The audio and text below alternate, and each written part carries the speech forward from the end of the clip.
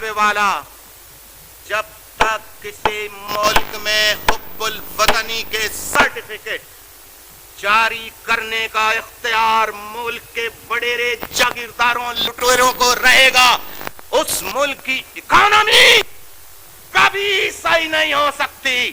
اور وہ ملک، شرم آنی چاہیے ہمیں، شرم. کوریا ہمارے بعد آزاد ہوا، آج پوری دنیا کے اندر کوریا جو ہے چھایا ہوا ہے، اکانومی اس کی آپ دیکھیے.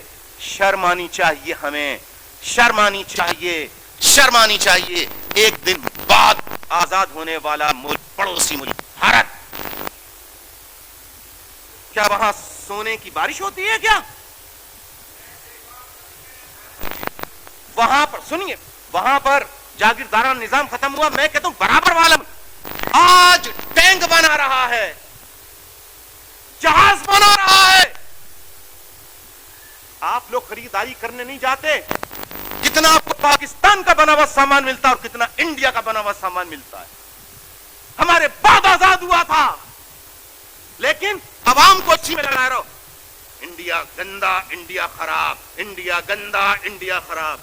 مت دو ہمیں یہ. نہیں، ہم جو دیکھ رہے ہیں کہ وہ ٹینک بنا رہا ہے، توپے بنا رہا ہے، وہ سب کچھ بنا رہا ہے، گاڑیاں بنا رہا ہے، موٹر سائیکلیں، اور تم مانگ رہے ہو ایواکس طیارے دے دو، F-16 دے دو، ایواکس طیارے دے دو. کیوں؟ ہمیں شرم آنی چاہیے. یہ ہے ذہنی طور پہ قوم کو مفلوج کر دینا. ہمیں مت بتاؤ انڈیا فلاں فلاں فلاں. قوم کو تیار رہنا چاہیے. قوم کو کیوں تیار رہنا چاہیے؟ جن کو تیار رہنا چاہیے وہ تیار رہیں. قوم تو جب لاہور میں گھسنے والی تھی بھارت کی فوج، تو شہری تھے لاہور کے جو بم بن کے لیٹ گئے تھے. درست یا نہیں؟ قوم نے تو ہر وقت اپنا فرض پورا کیا جناب. نہیں، ملک میں نظام کی تبدیلی کی ضرورت ہے. ملک میں جاگیردارانہ وڈیرانہ نظام کی تبدیلی کی ضرورت ہے. ملک میں احتساب کی، اکاؤنٹیبلٹی کی، احتساب کی ضرورت ہے ملک میں. اور صرف یہی نہیں کہ کچھ لوگ، کوئی ادارہ قانون سے بالاتر نہیں. درست یا غلط؟ ہر کسی کا احتساب ہونا چاہیے. اور میں یہ پوچھتا ہوں کہ جو کاروبار کرتے ہیں، ان کے کاروبار کو ترقی ہوتے ہوئے وہ بوڑھے ہو جاتے ہیں. نہیں آئی بات سمجھ میں؟ یہ پاکستان میں ذرا دیکھیں، کل تک کچھ نہیں، آج معلوم ہے ایسے چل رہے ہیں. وہ سیٹ صاحب آ رہے ہیں، سیٹ صاحب 5 شوگر مل سے 5. مذاق نہیں ہے جناب، ملک کی چوری کی ہے. ابھی نواز شریف صاحب اقتدار میں دوبارہ آئے، 2/3 میجورٹی. ذرا غور فرمائیے، اقتدار میں آئے، پیسہ دو، پیسہ یہاں پہ بھی اپیل کی ہے، پیسہ دو. ہر غیر ملک میں رہنے والا پاکستانی $100، $1000 بھیجے ملک، اور انڈسٹریل اس سے پیسہ لاؤ. میں نے کہا نواز شریف صاحب، اپنی تقریر میں میں نے کہا، اور ان سے بھی کہا، میں نے کہا یہ جو آپ پیسہ جمع کر رہے ہیں نا، یہ اونٹ کے منہ میں زیرہ جو ہوتا ہے نا، اتنا بھی نہیں ہے. اور نواز شریف صاحب، میں چیلنج کرتا ہوں کہ آپ یہ نہیں، MIF ورلڈ بینک کا تمام خزانہ پاکستان کے نیشنل ایکسچیکر میں ڈال دے تو بھی پاکستان کے خزانے میں ایک پائی نہیں ہوگی. بہت سے لوگوں نے سوال کیا کیوں؟ میں نے کہا نواز شریف صاحب،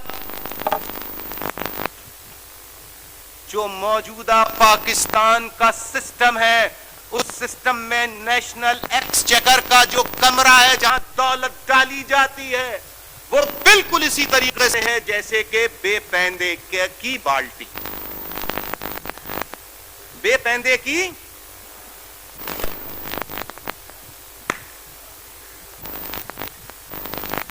یہ ہے نا، یہ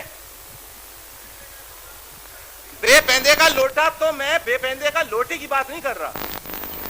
وہ بے پیندے کا لوٹا جو ہوتا ہے وہ تو لوٹا ہوتا ہے ادھر سے ادھر جانے والا. میں بالٹی کی بات کروں. سنیں سنیں سنیں، یہ اس کے نیچے یہ ہے نا، اگر اس کو یہاں سے نکال دیں ہم،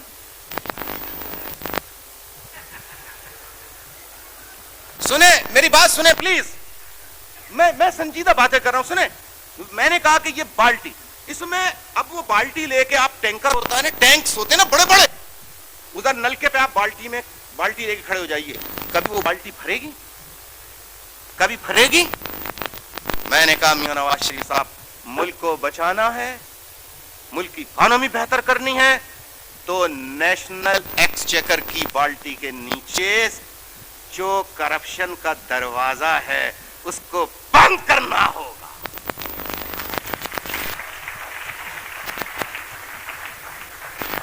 ورنہ جتنا پیسہ ڈالو گے وہ کرپشن والے ڈور سے واپس چلا جائے گا. لہذا ملک کی اکانومی بہتر کرنے کے لیے کرپشن کا صرف خاتمے کی بات نہیں کرنا، اکاؤنٹیبلٹی، احتساب لازمی ہے. اب وقت آ گیا ہے کہ پاکستان کے 98% بلوچ، سندھی، پختون، پنجابی، مہاجر ہاتھوں میں ہاتھ ڈال کے متحد ہو جائیں اور اس 2% لٹیری مافیا کو اور ان کے ایوانوں کو اکھاڑ پھینکیں اور سچے محب وطن لوگوں کی حاکمیت قائم کریں. تو خدا کی قسم ہم 5 سے 10 سال ایمانداری سے محنت کریں تو آئی ایم ایف اور ورلڈ بینک کے آگے ہاتھ پھیلانے کی شاید ضرورت باقی ہے.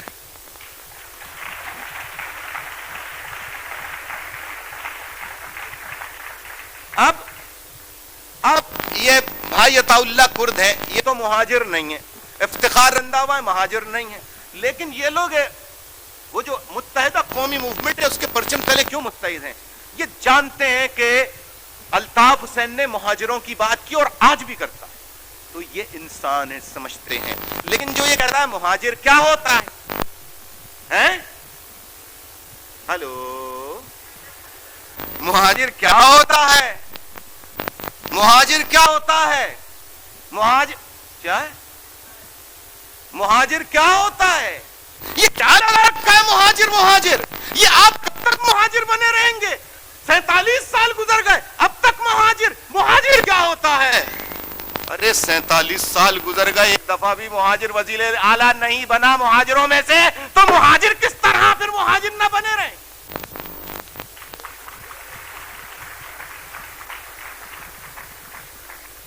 اب آپ سنیے، میں آج آپ کو بتاتا ہوں، خاص طور پہ پنجابی، بلوچی، سندھی بھائی جو میرے بلوچ بھائی جو یہاں بیٹھے ہیں، اب میں آپ کو بتاتا ہوں کہ مہاجر کا مسئلہ کیا ہے، تاکہ میرے پنجابی بلوچی بھائی سمجھیں اور ارباب مشتاق ان لوگوں کی طرح سے، یہ مہاجر نہیں ہے، ان لوگوں کی طرح سے متحدہ قومی موومنٹ کی پرچم تلے آئے. اب میں بتاتا ہوں کیا ہوتا ہے.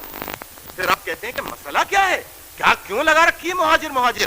دیکھیے جناب، 1988 میں پیپلز پارٹی سے ہم نے کولیشن گورنمنٹ بنائی، اس کے ساتھ ہم نے اتحاد کیا. ہمارا چیف منسٹر نہیں بنا، کا chief minister will be from Sindh, not from Sindh, بلکہ he must be Sindhi speaking. اب آپ سنیے، 1990 میں نواز شریف صاحب کے ساتھ فیڈرل لیول پر اور جام صادق علی صاحب کے ساتھ ہم نے پروونشل لیول پر ہم نے گورنمنٹ بنائی. اب ذرا غور فرمائیے، ہمارے 28 کتنے ممبرز تھے ہمارے؟ ذرا پلیز فیگرز کو سامنے رکھیے. 28 اور جام گروپ کے پاس 11. کتنے؟ ہم نے کہا میجورٹی میں ہم ہیں، ہم آپ کے ساتھ اتحاد کر رہے ہیں. चीफ मिनिस्टर हमारा होगा, MQM का होगा। कहने लगे नहीं साहब, वो असल में मसला है, अगर हम उर्दू स्पीकिंग को बना देंगे तो सिंधियों में डेप्रिवेशन, एहसास महरूमी पैदा होगा। जरा गौर फरमाइए। आप देखिए, हमें कहते हैं ये बड़े रिजिड लोग हैं, फ्लेक्सिबल नहीं है, फ्लेक्सिबल नहीं, बहुत रिजिड हैं। रिजिड हम सिर्फ इस मामले में है कि हमने एक अहद किया हुआ है, हम न करप्शन कभी खुद करेंगे न करप्शन में इन्वॉल्व होंगे। इस मामले में हम बिल्कुल डिटरमिन्ड हैं। हम इस मामले में डिटरमिन्ड हैं कि हम इस्तेहसाली कुव्वतों, एक्सप्लॉइटेटिव फोर्सेस के आगे हम न झुके थे, न झुके हैं, न झुकेंगे। लेकिन कौमी मामलात में, भाईचारे में हमने कहा कि हक हमारा है। कहने लगे साहब कर लीजिए। हमने कहा ठीक है। 11 सीट्स रखने वाला चीफ मिनिस्टर बना। नाउ अब आई